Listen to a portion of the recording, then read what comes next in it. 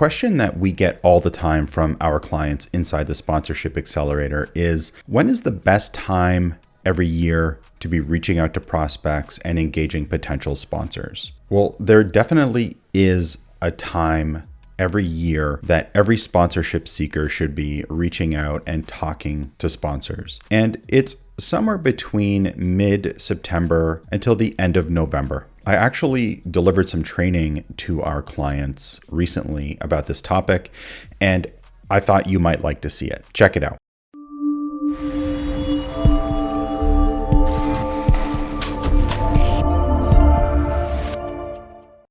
Now, before we dive into the Sponsorship Accelerator and into the training, please do me a favor and hit the thumbs up button. And don't forget to hit the subscribe and bell icon so that you get updates every time we release a new video just like this. September 15th to December 15th. Magic happens in this period. You can set your whole budget up next year right now, and you can hit some of that, I've got money left over now. Here it is. The other thing you can do is you can level up, and instead of selling a $50,000 deal, sell 100, let them pay half now and half in their future budget. Like you have a couple, 2 or 3 options in terms of cash. So here's what we're going to do. So last week I asked people, let me know if you're wanting to take advantage of this current window. Just shoot me a note and let me know. And many of you said, that's me. You raised your hand. So there's a window to act, and it's right now. Next year's shade will come from the trees planted in the next 4 weeks. You've heard the saying, the best time to plant a tree is 20 years ago. The next best time is today. The trees you plant from a prospecting perspective will bear fruit January, February, March. However, it can still bear fruit now. So my hope in this is that this will be a bit of a kind of a kick in the pants, telling you, even if you don't have everything you think you need and everything I've told you that you need, go out and prospect anyway, if you match the description on the following slides. Always think with your stick forward. So this is referring to Amelia flying her plane. And the idea is that you never stop forward momentum, even if you don't know where the heck you're going. Let's ignore what happened to Amelia Earhart. Right up until we lost her, she was an explorer and someone we should listen to. Always think with your stick forward. You should always be in action, always be in momentum. Having these conversations before you're ready. So the prospecting window, the vast majority of companies use this window for their budgeting, regardless of fiscal year.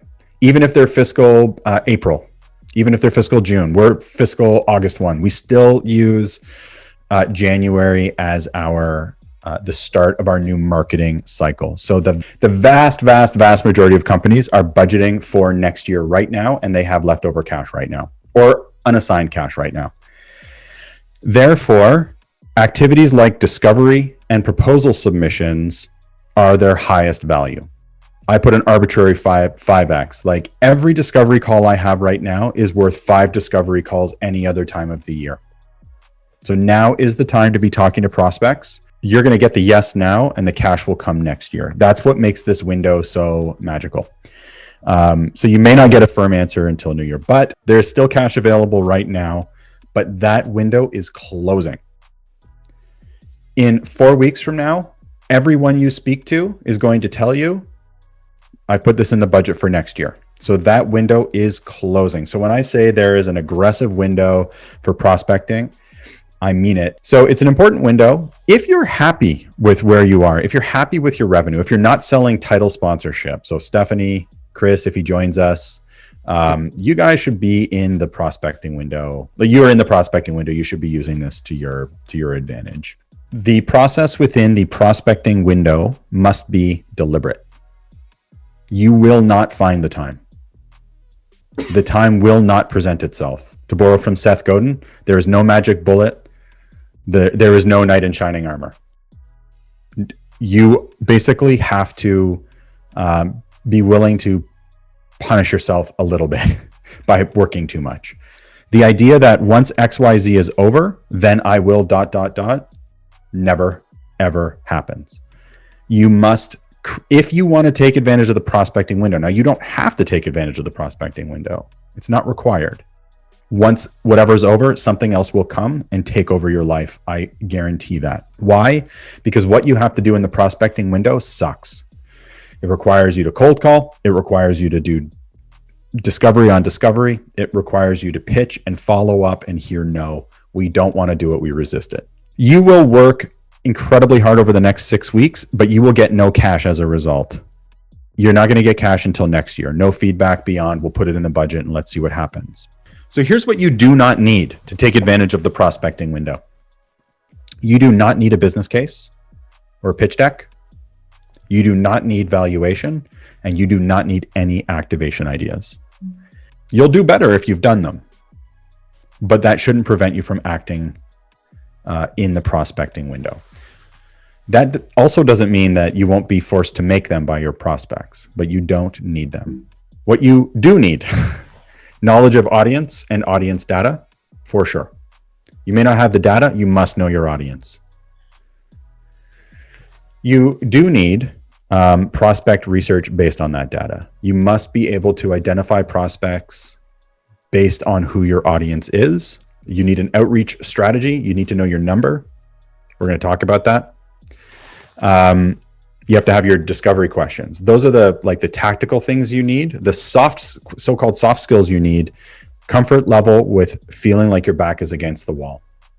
You're going to talk to a prospect and they're going to say, "We're in as long as you can produce 1, 2, and 3 for me." And your response is going to be, "No problem." And then you're going to send me a panicked note or a loom or whatever, and you're going to create this thing for them. That's totally cool. But the sponsor is going to put your back against the wall, and they're going to tell you they need something that you don't have because you don't technically need it to prospect. You have to be comfortable inventing as you go, thinking with the stick forward. You're going to be in motion. You're not going to know where your destination is. And you have to be in a position where your work culture or your own personal way you run your life lets you make mistakes. It's okay to be wrong. You have to be okay with that. You're going to blow some of these deals, and that's okay.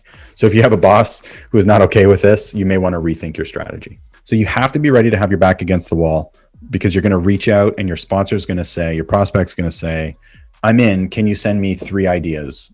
And you're going to basically have to create those ideas. We're going to talk about the actual tactics of what to do here, but this is important because I think people enter into this phase where they are aggressive in their sponsorship seeking, not realizing that it can be very uncomfortable. Prospects will ask you for things you don't have. You should expect it. Don't be surprised. It's going to happen. They will force action, so you have to be ready to drop everything and act. A good reason for not having something is not a good reason. We don't have audience data because we haven't surveyed yet. Doesn't matter to the prospect. You're going to have to get your audience data. Maybe after the fact, maybe you're going to have to pay to get it. Maybe you're going to have to MacGyver some things together, but you are going to have to get some audience data if they ask for it. They will ask for a proposal. They will ask for audience data. They will ask for activation ideas, case studies, etc. If you've already gone through the first modules and come to these coaching calls, you'll have that. If you don't have it, that's okay. But you're going to make it up after you've had the call. And you should expect to be very, very busy. But you can make an entire year's budget in this period. So if you have existing sponsors, existing partners you've worked with, and you have never before provided a fulfillment report, now is the time. Doesn't matter when your opportunity was, how far back it was, now is the time. Create a fulfillment report, deliver it to your prospect, do the fulfillment discovery meeting. Partners at any size. If they've given you $10, they're more likely to give you 10,000 than a cold prospect. Following up with lapsed sponsors. So they were here 2 years ago, they weren't here last year, then go reach out and do discovery with them. That's the second thing I would do. You want to do discovery with existing warm and cold prospects. And then these are not in order. You're going to do all of these at once. You'll start your cold outreach strategy, which is email, phone call. That's the cadence. 2 emails, maybe a third, and a phone call. 2 emails and a phone call. That's your cadence. Hey, we should talk. Hey, following up to make sure you're the right person. I'll give you a call tomorrow at 2. Give them a call tomorrow at 2. They don't answer. Email, follow up, call. You're going to set that cadence based on your number, and that's what you're going to do every day. I hope you found the training helpful, and if you're feeling inspired and ready to level up your sponsorship program, check out the comment section below where I've placed a link to some free training that I put together called How to Grow Your Sponsorship Program. And remember, the sponsorship proposal doesn't make the sale. You do. Good luck out there.